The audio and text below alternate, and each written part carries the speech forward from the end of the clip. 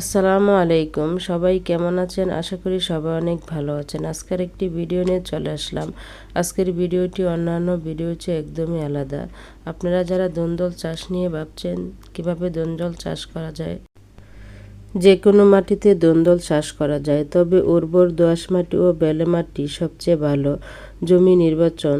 দোন্দল চাষের জন্য উঁচু জমি, পানি জমে থাকে না, গাছে যে কোনো ছায়া থাকে না, এমন জমি নির্বাচন করতে হবে। দোআঁশ মাটি ও বেলে মাটি দোন্দল চাষের জন্য উত্তম। আপনাদেরকে এমন একটি চারের সাথে পরিচয় করিয়ে দিব, যেটি দিলে দোন্দল গাছে প্রচুর পরিমাণে দোন্দল হবে, গাছ থেকে অতি দ্রুত ফলন পাওয়া যাবে। চলুন দেখে নিই শুরুতেই কিভাবে দোন্দল চারা তৈরি করতে হয়। আমি এখানে কিছু পরিমাণ দোন্দলের বীজ নিয়েছি, নিয়ে মাটিটি সুন্দর করে মাটির ভিতরে পুঁতে দিতে হবে। এটি সুন্দর করে পুঁতে দিয়ে এভাবে মাটি চাপা দিয়ে দিতে হবে। মাটি চাপা দেওয়া হয়ে গেলে এর সাথে কিছু পরিমাণ এভাবে সাদা পানি দিয়ে দিতে হবে। 10 দিন পর দেখুন আমার গাছে কি সুন্দর চারা হয়েছে। এর পাশাপাশি এতে আরেকটি সার তৈরি করে দিতে হবে। চলুন দেখে নিই। শুরুতে একটি পরিষ্কার পাত্র নিয়ে নিতে হবে। নিয়ে এর সাথে কিছু পরিমাণ পেঁয়াজের খোসা আর কিছু পরিমাণ রসুনের খোসা একসাথে মিক্স করে একটি বক্সে এভাবে ঢেলে দিতে হবে। এটি ঢেলে দেওয়া হয়ে গেলে এর সাথে আরও কিছু পরিমাণ সাদা পানি দিয়ে দিতে হবে। আমি এখানে হাফ লিটার পরিমাণ সাদা পানি দিয়েছি। দিয়ে এটিকে কিছুক্ষণ এভাবে সুন্দর করে গুলিয়ে নিতে হবে। গুলানো হয়ে গেলে মুখ আটকে এটিকে রেখে দিতে হবে 6 ঘন্টার জন্য। এর পাশাপাশি আরেকটি কাজ করতে হবে। চলুন দেখে নিই। আরেকটি পরিষ্কার পাত্র নিয়ে নিতে হবে। নিয়ে এর সাথে হাফ লিটার পরিমাণ সাদা পানি দিয়ে দিতে হবে। দিয়ে এর সাথে কিছু পরিমাণ চা পাতা দিয়ে দিতে হবে। আমি এখানে ফেলে দেওয়া চা পাতা রোদ্রে শুকিয়ে নিয়েছি। নিয়ে 2 চামচ চা পাতা এভাবে সুন্দর করে দিয়ে দিতে হবে। দিয়ে এটিকে একটি চামচ দিয়ে কিছুক্ষণ এভাবে গুলিয়ে নিতে হবে। এই চা পাতা পানির উপাদানটিকেও রেখে দিতে হবে মুখ আটকিয়ে 6 ঘন্টার জন্য। 6 ঘন্টা পর দেখুন পেঁয়াজের খোসা গলানো পানিটি কি সুন্দর কালার হয়েছে।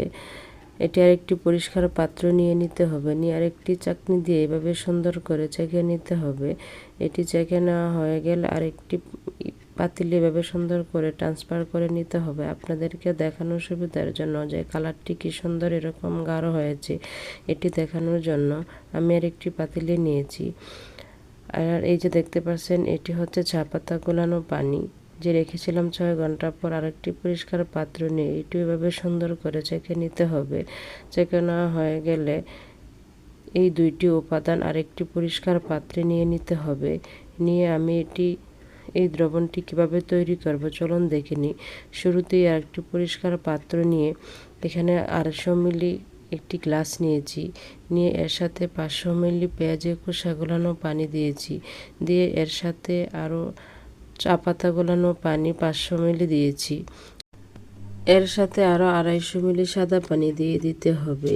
এই 3টি উপাদান একসাথে অ্যাড করে এর সাথে বিশেষ আরেকটি উপাদান দিতে হবে, সেটি হলো ইপসাম সল্ট।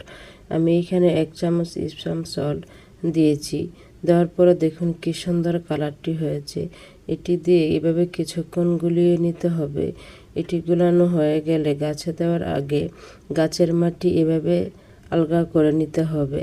আলগা করে নিয়ে এভাবে আলগা করে নেওয়া হয়ে গেলে এটি গাছের গোড়ায় এভাবে দিয়ে দিতে হবে। দেখুন আমি কিভাবে দিয়েছি। আমি যেভাবে দিয়েছি আপনারা সেভাবে চেষ্টা করবেন দেওয়ার জন্য। এতে করে দোন্দল গাছে প্রচুর পরিমাণে দোন্দল আসবে। একটিও কড়া বা জালিও নষ্ট হবে না। গাছ থেকে প্রচুর ফলন পাওয়া যাবে। আমার ভিডিওটি যদি ভালো লেগে থাকে, এর থেকে কোনো উপকার পেলে আমার ভিডিওতে লাইক ও শেয়ার করবেন। প্লিজ আমার চ্যানেলটি সাবস্ক্রাইব করবেন। সবাই ভালো থাকবেন, সুস্থ থাকবেন। আসসালামু আলাইকুম।